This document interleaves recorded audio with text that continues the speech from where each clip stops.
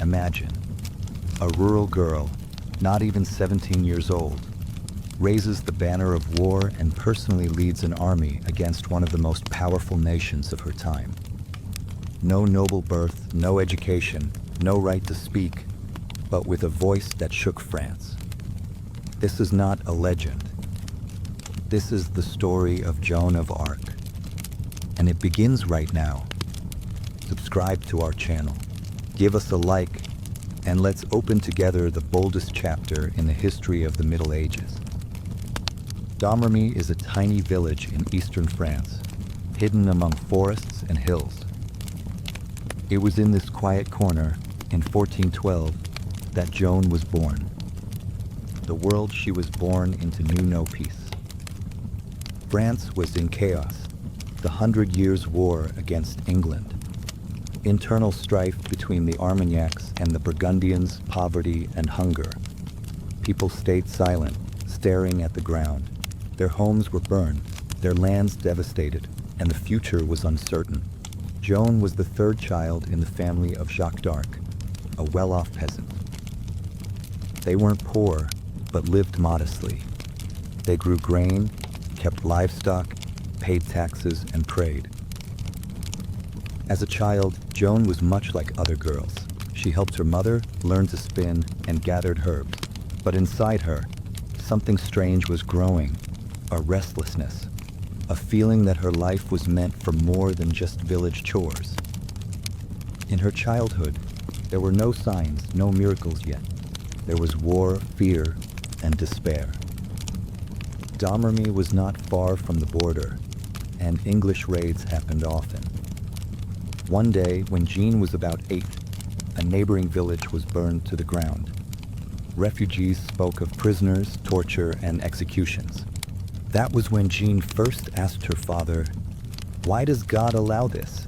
But there was no answer. In those years, France lived under the grim shadow of foreign rule. The king had not been crowned. The legacy of Charlemagne was faltering, and the throne stood empty. A country that was once great had been broken into pieces. Some served the French Dauphin, while others served the English King Henry V.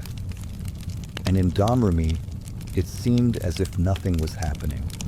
But for Joan, everything was happening. She listened to the stories of travelers, merchants, and monks. She was especially frightened by the story of Orleans, the last fortress still holding out against the English. If Orleans fell, France would fall too. It was at this time, according to her, that Joan first heard the voices. But we won't talk about divine messages. Let's put it another way. This was the moment when a child with an iron will and fury in her heart first had the thought that if no one would save France, then she would have to do it herself. When Joan turned 13, her anxiety became almost an obsession. She became more withdrawn and played less with the other children. Her thoughts increasingly revolved around the war, which she had never seen, but felt as a personal tragedy. She questioned every traveler who had been to Orleans, Reims, or Paris. She was interested in things that didn't concern an ordinary peasant girl. She wanted to know where the Dauphin was, why he hadn't been crowned, and why France was losing. Joan began going to church every day. Not out of fear of hell, but as if she were searching for an answer to her inner calling in the silence of the altar. She would stand for hours without moving, staring into the candle flames. People began to notice oddities. The villagers whispered, "She's not like the others." Some laughed at her, while others were wary. Even her parents were worried. But Joan was stubborn. She didn't argue, but she didn't obey either. Around this time, she began saying that she had to go to the Dauphin. At first, her words were dismissed as nonsense, but she kept repeating, "I know what I have to do. I have to help France." Imagine, a 14-year-old peasant girl saying she wants to travel hundreds of kilometers through dangerous territories to meet the future king. Most people would probably just laugh. but not in an era when faith and fear were intertwined. A man in a neighboring village named Robert de Baudricourt, the commander of the garrison in Vaucouleurs, heard about this girl. At first, her stubbornness annoyed him. He sent her home with a mocking remark, but Joan came back. A second time and a third. She pleaded, she argued, she said she knew where the Dauphin was and that she had a mission. Robert began to have doubts. The girl was checked for witchcraft and interrogated. She answered calmly and confidently, and at some point he gave in. He gave her an armed escort and allowed her to go to Chinon, the Dauphin's residence. The journey was dangerous. English patrols, bandits, traitors. Joan dressed in men's clothing to avoid drawing unnecessary attention. This decision would later become the reason for accusations and curses, but at that time it was the only possible option. In February 1429, after several weeks on the road, she reached Chinon. A peasant girl, barefoot, stubborn, with a face that showed no doubt, entered the courtyard of the future King of France. And this was only the first step. Chinon is a city with a castle where Charles, the Dauphin of France, was hiding, hesitant and weakened, without a crown and without confidence. His close advisors, cardinals, knights, counselors, were skeptical. They were told a peasant girl had come to the castle, claiming she could save France. The reaction was predictable. Laughter, suspicion, whispers of heresy. To test Joan, they set up a trial. Charles blended in with the courtiers and hid among the crowd, hoping she wouldn't recognize him. But Joan, as witnesses recount, approached him without hesitation, bowed, and spoke to him as to the true monarch. This stunned everyone. "I have been sent to help you reclaim your crown," she said. She was not arrested. On the contrary, they began to interrogate her. Not as a criminal, but as a phenomenon. She was taken to Poitiers so that theologians could examine her visions. They set traps, tested her, and waited for contradictions. But Joan answered simply, without grand words, but with confidence. She didn't quote scripture or try to sound clever. She simply said, "I know who I am. I know what I must do." And that's when doubt turned into anxiety. A girl with no education, no family at court, nothing like a prophetess, behaved as if she carried not fear, but a mission. Many began to wonder, if this is a deception, why is it so unwavering? If it's madness, why doesn't it have a single crack? Joan insisted that the first thing to do was to lift the siege of Orleans. It was a key city, the last stronghold. If it fell, there would be no France. The royal armies were demoralized. The generals did not believe in victory. But Joan said, "I will walk through fire, and the English will retreat," to give her at least some chance. Charles ordered that she be given armor, weapons, a standard, and an escort. She chose the symbols herself, a white banner with the image of Christ, a symbol of purity, strength, and her personal mission. Not the church's, not the Pope's, but hers. For the first time in the history of France, a girl in armor led a squad of fighters into war. This was a moment that no one could understand. But history does not require understanding, it requires action. And Joan took action. Spring of 1429. France was in agony. Orleans was besieged by the English. No one believed the city would hold out. The commanders argued, the generals hesitated, and the people prayed not for victory anymore, but at least for mercy. And at that very moment, a figure appeared on the field that seemed impossible. A girl on a white horse, in shining armor, with a flag in her hand.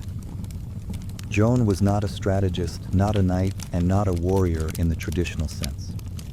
She was a symbol. In her, the soldiers saw something they hadn't had for many years: faith. She didn't command, she inspired. And that was enough for the army, drained and disorganized, to rise from its knees. The road to Orleans was dangerous. The enemy knew that reinforcements were coming. It was said that the English laughed. "A girl wants to drive us out. Let her try." But soon they weren't laughing anymore. Joan arrived at the walls of Orleans to the sound of bells. She was greeted like a miracle. Crowds of peasants, priests, and soldiers. They saw in her not a mission, but a force, the kind they had long lost. She didn't promise victory. She said, "We must fight, and victory is only a matter of time." Inside the city, everything was ready for surrender. The commanders didn't know what to do, but Joan demanded action. She insisted on an attack. Her voice, persistent, determined, and unyielding, pushed the generals toward an offensive. The first battles were brutal. The English held their ground firmly, but the French, inspired by their new symbol, pressed forward. Joan was on the front lines. She didn't hide in headquarters. She led from the front. When she was wounded in the shoulder by an arrow during one of the assaults, she pulled it out herself and returned to her soldiers. People saw this, and it changed everything. A few days later, the English retreated. Orleans was liberated, and Joan's name spread throughout France. The victory at Orleans was not just a military one. It became a turning point in the nation's spirit. The French suddenly realized the enemy was not invincible. Most importantly, among them appeared a figure who inspired confidence more than any king. A girl from Domremy, who had neither noble title, nor official rank, nor education, managed to accomplish what celebrated generals could not. But Joan had no intention of stopping. She said, "Orleans is only the beginning. The next step is Reims, the coronation of the Dauphin. He must become the King of France, and only then will the people truly believe." This path was not just symbolic. It led straight through lands occupied by the English and the Burgundians. It was a risk that even the royal council did not dare to take. But now Charles had no choice.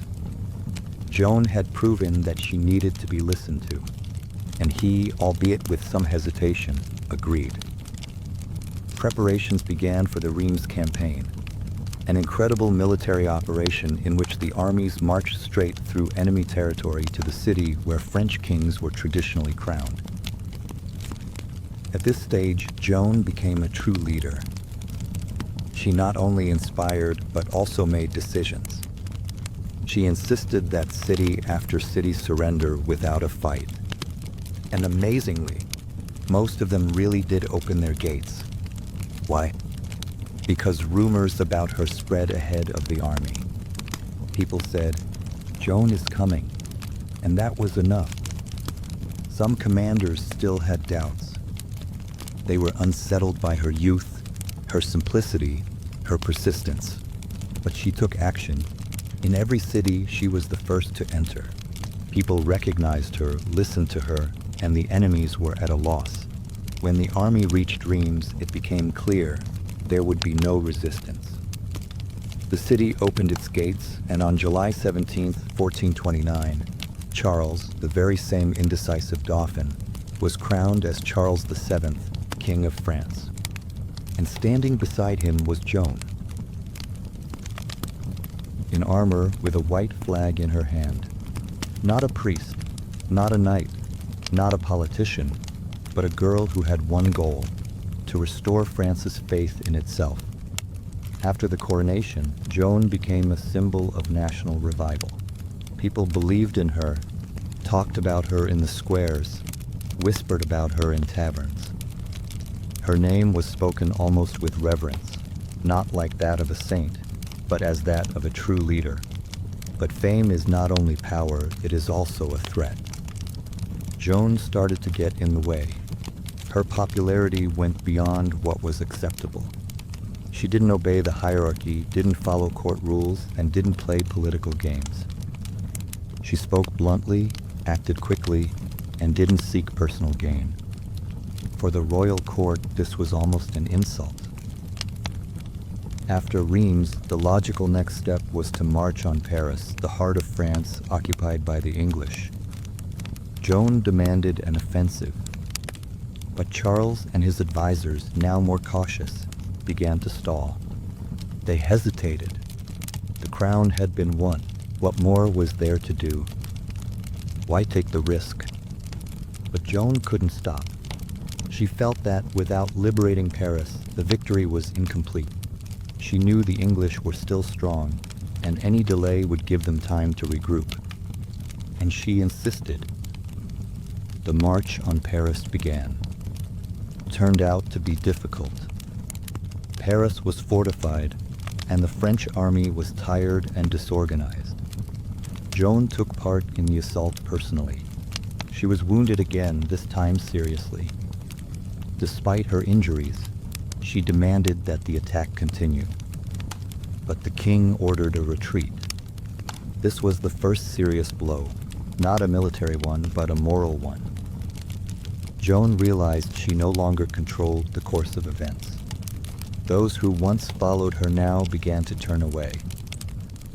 The councils once again fell under the control of the courtiers. She was left on the sidelines, not because she made a mistake, but because she had become inconvenient. Over the next few months, Joan took part in several operations, but the army no longer had its former enthusiasm. Support was fading. The king began to distance himself. He had already gotten what he wanted, the crown. And Joan? She had fulfilled her mission and now had become a problem.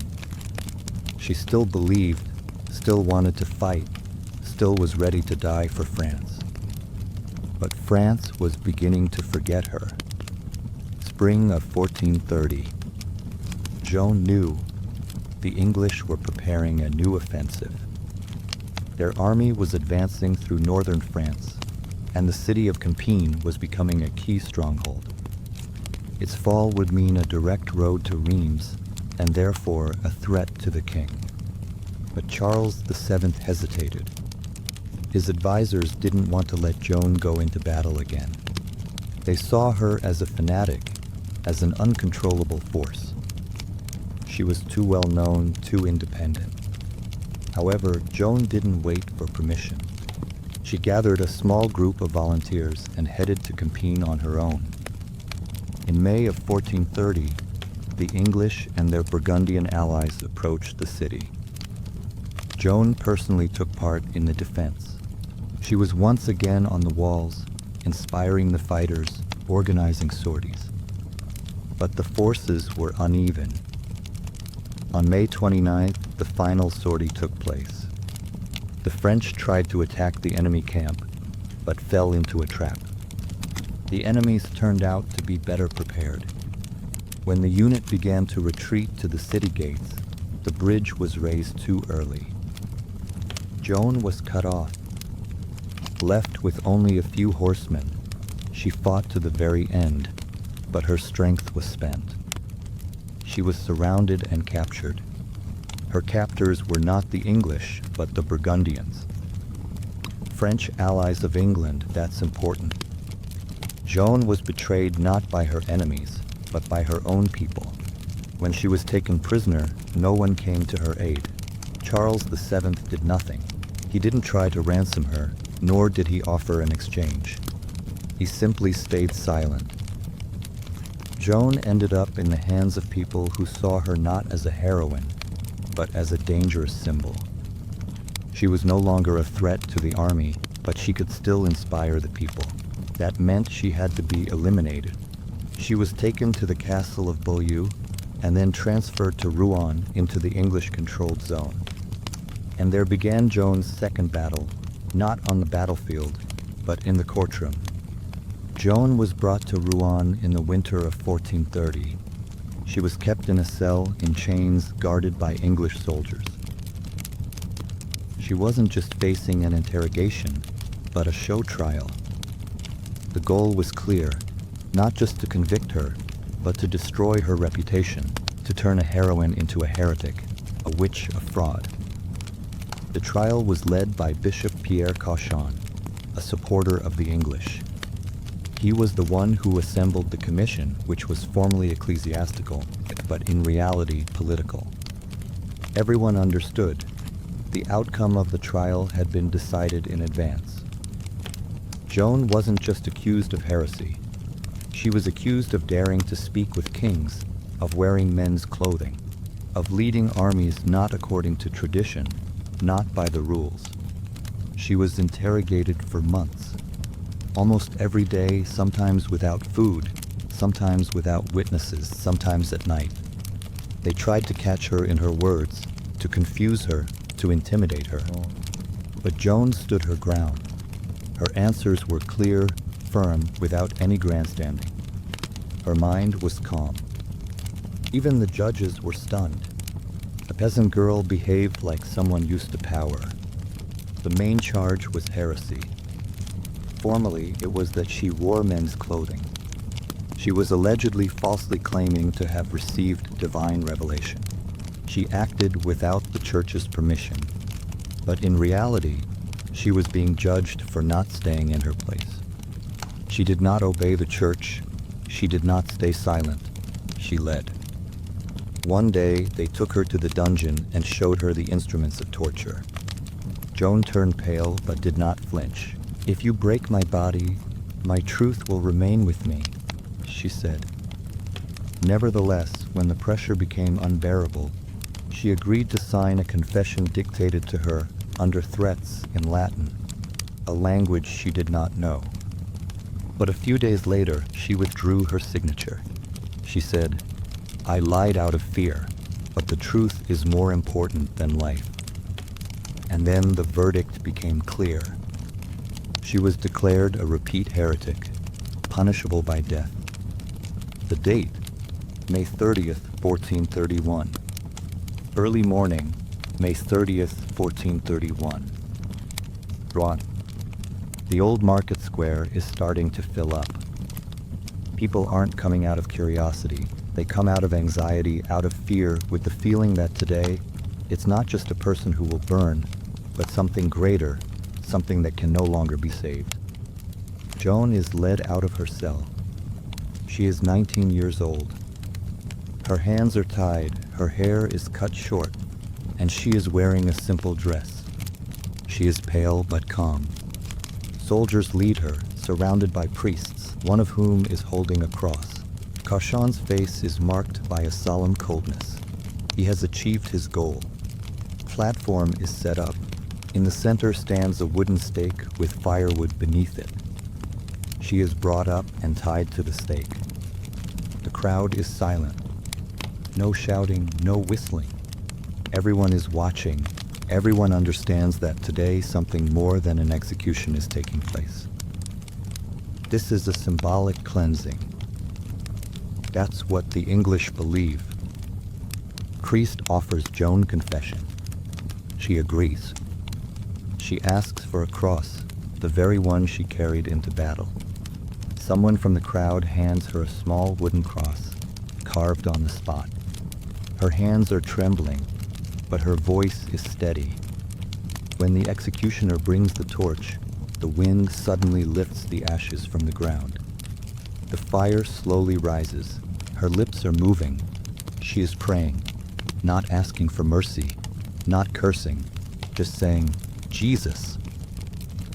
The flames rise higher. The crowd turns away. Some are crying, some are praying, some are in shock. And when it is all over, only ashes and a heart remain on the stake. According to legend, the heart did not burn. The executioner later confessed that he had never felt such terror in his life. And one of the Englishmen said, "We burned a saint, but it was too late. The symbol was already born." After the execution, silence fell. It was a strange, heavy silence, as if the city itself couldn't comprehend what had just happened. The English officially declared victory. The heretic was destroyed, France was cleansed. But something went wrong. Instead of relief, there was fear. Instead of celebration, there was disbelief. People whispered. Then why were they so afraid of her if she was just a madwoman? Joan was dead, but her name remained. And not just as a memory, but as a threat, because too many had heard her speak, seen her lead, watched her fight. The ashes did not extinguish her power. They only spread it throughout France. King Charles VII remained silent. Officially, he did not intervene either before the trial or after. He had already received the crown and did not want to take any risks. It was in his interest to forget. But the people did not forget. The soldiers who fought side by side with her began to tell stories. How she endured wounds, how she would appear on the battlefield at just the right moment, how even the most cowardly fighters would follow her, because with her it was easier to face death. These stories began to live on their own, without politics, without religion, simply as the truth, and that truth started to change everything. Years passed. England, despite Joan's execution, began to lose ground. The French, inspired by her example, kept rising higher and higher. One city after another was liberated. The war was nearing its end, and the name of Joan of Arc became a symbol, not of a miracle, but of an example. 20 years went by. France changed once again. The English had lost almost all their territories. Charles VII had secured his place on the throne. The 100 Years' War was coming to an end, but the shadow still lingered in the people's memory. Joan of Arc, the one who saved France, and then was betrayed. People were asking more and more often, why? Why did the king to whom she gave the crown allow her to die? Society demanded the truth. Not myths, not fairy tales, but facts. And so, in the year 1456, at the insistence of Joan's family and part of the royal entourage, the Pope appointed a new trial, a posthumous, officially rehabilitative process. The goal, to determine whether the execution was justified. The trial lasted several months. Dozens of witnesses were heard. Soldiers, priests, residents of Domremy, army commanders, even those who were present at the burning. All the testimonies pointed to one thing: Joan was not a heretic. She was sincere, strong, and consistent. She did not seek power. She did not seek fame. She simply believed. The result of the trial was stunning. Officially, Joan of Arc's execution was declared illegal. The trial was deemed political, and the verdict was overturned. 25 years after her death, Joan was restored to the people. But more importantly, her voice was heard again. Not as the voice of a saint, but as the voice of a girl who dared to say no to the established order. In a world where there was no place for women, where the poor had no voice, and where the truth could cost you your life. Since then, the image of Joan began to take on new forms. She was seen as a warrior, a symbol, a woman, a Frenchwoman, a protest, but most importantly, as a person who took action when others remained silent. Centuries passed, kings changed, empires fell, and nations disappeared. But the name of Joan of Arc remained. It outlived everyone who judged her, everyone who betrayed her, everyone who feared her. In the 1800s, politicians began to use her image. In the 19th century, writers and artists. In the 20th century, revolutionaries, feminists, and the military. Each generation found something of its own in her, an idea worth fighting for, an example to look up to. In 1920, almost 500 years after her execution, the Catholic Church officially canonized Joan of Arc as a saint. Not to turn her into a legend, but to acknowledge. They themselves once burned a force they did not understand. But her strength was not in miracles, but in the fact that she was real. A living, stubborn, brave, vulnerable girl from a village who had nothing. No title, no army, no allies. Only the conviction that she had the right to speak, to act, to bring change. She didn't save France alone, but she sparked the flame without which there would have been no salvation at all. And today, when we remember Joan of Arc, we remember not a saint, but someone who proved that to challenge an empire, sometimes it's enough simply not to stay silent.